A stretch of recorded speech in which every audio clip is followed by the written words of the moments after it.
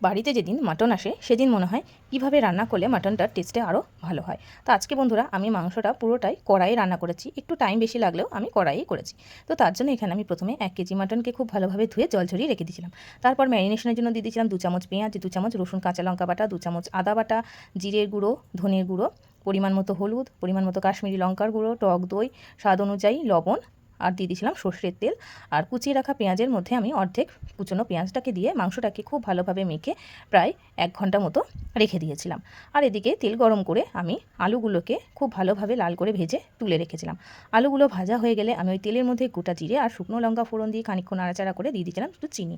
চিনিটা ক্যারামেলাইজড হয়ে যাওয়ার পরে বাকি যে কুচনো পেঁয়াজগুলো ছিল সেই পেঁয়াজগুলোকে দিয়ে গোল্ডেন ব্রাউন করে ভেজে নিয়ে দিয়ে দিয়েছিলাম ম্যারিনেশন করে রাখা মাংসগুলো দেওয়ার পর খুব ভালোভাবে নাড়াচাড়া করে দিয়ে দিয়েছিলাম একটা বড় সাইজের টমেটোকে কুচিয়ে নিয়ে। টমেটোটা দেওয়ার পর মাংসটাকে আমি কষতে থাকবো। আমি মাংসটাকে ঢাকা দিয়ে দিয়ে কষিয়েছিলাম যে জলটা যাতে বেরিয়ে হয় এবং মাংসটা কষতে কষতে সুসেদ্ধ হয়ে আসে। তো দেখুন মাংসর কালারটা কিন্তু চেঞ্জ হয়ে এসেছে।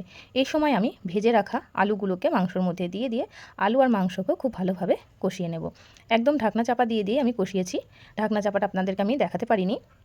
কষানো হয়ে গেলে আমি দিয়ে দিয়েছিলাম পরিমাণ মতো জলটা দেওয়ার পর আমি মশলার সাথে মাংসর সাথে খুব ভালোভাবে জলটাকে মিশিয়ে নিয়ে প্রায় ঘন্টাখানিকের জন্য ঢাকনা চাপা দিয়ে দিয়েছিলাম মাংসটা যাতে সেদ্ধ হয়। তো প্রায় আমি 1 ঘন্টা পরে আপনাদেরকে দেখাচ্ছি। দেখুন আলু আর মাংস কিন্তু খুব সুন্দরভাবে সেদ্ধ হয়ে গেছে।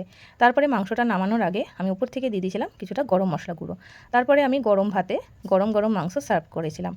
তো ভিডিওটা যদি ভালো লেগে থাকে তাহলে অবশ্যই বন্ধুরা লাইক, কমেন্ট এবং শেয়ার করে দেবেন। আপনারাও যদি মনে করেন এইভাবে মাংসটা রান্না করবেন তাহলে বাড়িতে করবেন এবং কমেন্ট বক্সে জানাবেন কেমন হয়েছে। যারা চ্যানেলটিকে নতুন আছো তারা সাবস্ক্রাইব করে পাশে থাকবেন। অসংখ্য ধন্যবাদ।